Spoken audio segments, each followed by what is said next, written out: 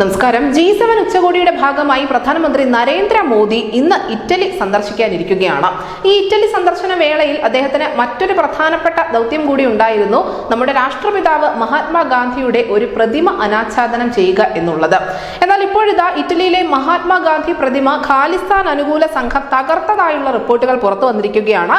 ഖാലിസ്ഥാൻ ഭീകരർ ഈ പ്രതിമയുടെ ചുവട്ടിൽ ചുവരെഴുതിയിട്ടുമുണ്ട്. അതായത് ഖാലിസ്ഥാൻ ഭീകരൻ ഹർദീപ് സിംഗ് നിജാറിന്റെ കൊലപാതകത്തിൽ പ്രതിഷേധിച്ചുകൊണ്ടുള്ള ചുവരെഴുത്താണ് ഇവിടെ കാണാൻ സാധിക്കുന്നത്.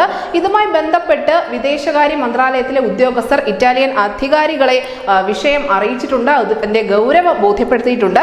നിലവിൽ വിദേശകാര്യ സെക്രട്ടറി വിനയ് മോഹൻ ഖോത്രയാണ് മാധ്യമങ്ങളെ ഇക്കാര്യം അറിയിച്ചിരിക്കുന്നത്. എന്തായാലും സംഭവത്തെക്കുറിച്ച് വിശദമായ അന്വേഷണം നടത്തുമെന്ന് തന്നെയാണ് വിദേശകാര്യ മന്ത്രാലയം അറിയിച്ചിരിക്കുന്നത്. തെക്കൻ ഇറ്റലിയിലെ ബ്രിൻഡിസി എന്നുള്ള പട്ടണത്തിലാണ് ഈ പ്രതിമയുള്ളത്. ഈ പ്രതിമയുടെ പീഠമടക്കം തകർക്കുകയാണ് ചെയ്തത്. എത്രയും പെട്ടെന്ന് ഇത് വൃത്തിയാക്കാൻ ഇപ്പോൾ നിർദ്ദേശം നൽകിയിട്ടുണ്ട്. എന്തായാലും പ്രധാനമന്ത്രി നരേന്ദ്രമോദി ഈ മഹാത്മാഗാന്ധിയുടെ പ്രതിമ അനാച്ഛാദനം ചെയ്യുന്നതിന് മണിക്കൂറുകൾക്ക് മുൻപാണ് ഖാലിസ്ഥാൻ ഭീകരവാദികളുടെ ഭാഗത്തു നിന്നും ഈ ആക്രമണം ഉണ്ടായിരിക്കുന്നത്. വളരെ വലിയ ഒരു സുരക്ഷാ വീഴ്ചയായി കൂടി നമുക്കിതിനെ കാണാൻ സാധിക്കും. പ്രത്യേകിച്ചും ഉച്ചകോടി നടക്കുന്ന സമയമാണ്. ഇറ്റലിയിൽ കൃത്യമായ സുരക്ഷാ സന്നാഹങ്ങൾ ഒരുക്കേണ്ടത് അവിടുത്തെ ഭരണകൂടത്തിന്റെ പ്രാഥമികമായ ഉത്തരവാദിത്തം കൂടിയാണ്. അതിലൊക്കെയാണ് ഇപ്പോൾ വിള്ളൽ വീണിരിക്കുന്നത്.